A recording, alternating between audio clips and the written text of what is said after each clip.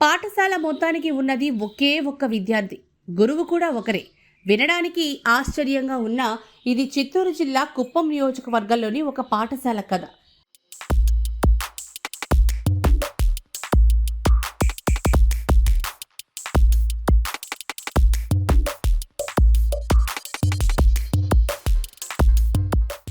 కుప్పం మండలం బొగ్గుపల్లి గ్రామంలో విద్యార్థుల సంఖ్య తగ్గడంతో గతంలో ఉన్న ప్రాథమిక పాఠశాలను ఫౌండేషన్ స్కూల్గా మార్చారు. ప్రస్తుతం ఈ బడిలో దర్శన్ అని ఒకే ఒక్క చిన్నారి చదువుకుంటున్నాడు.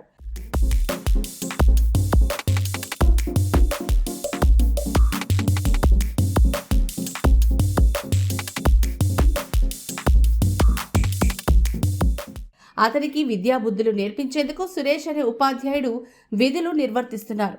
ఒక్కడే విద్యార్థి కదా అని నిర్లక్ష్యం చేయకుండా ఆ టీచర్ ప్రతిరోజు యథావిధిగా పాఠాలు చెబుతూ మధ్యాహ్న భోజనంతో సహా అన్ని సౌకర్యాలు అందిస్తూ బడిని క్రమం తప్పకుండా నడిపిస్తున్నారు. ఇక స్వాతంత్ర్య దినోత్సవం సందర్భంగా ఈ గురు శిష్యుల దేశభక్తి ప్రతి ఒక్కరిని మైమర్పించింది.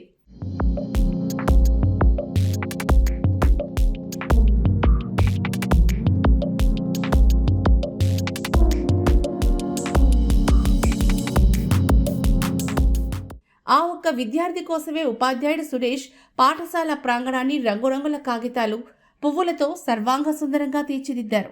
ఆ తర్వాత ఆ చిన్నారితో కలిసి మువ్వెన్నెల జెండాని సగర్వంగా ఎగరేశారు. కేవలం ఒక్క విద్యార్థి ఉన్నప్పటికీ బాధ్యతగా బడిని నడుపుతూ ఎంతో ఉత్సాహంగా జెండా పండుగను జరిపిన ఉపాధ్యాయుడి నిబద్ధతపై ఆ చిన్నారి ఉత్సాహానికి ఒక సెల్యూట్ కొడదాం.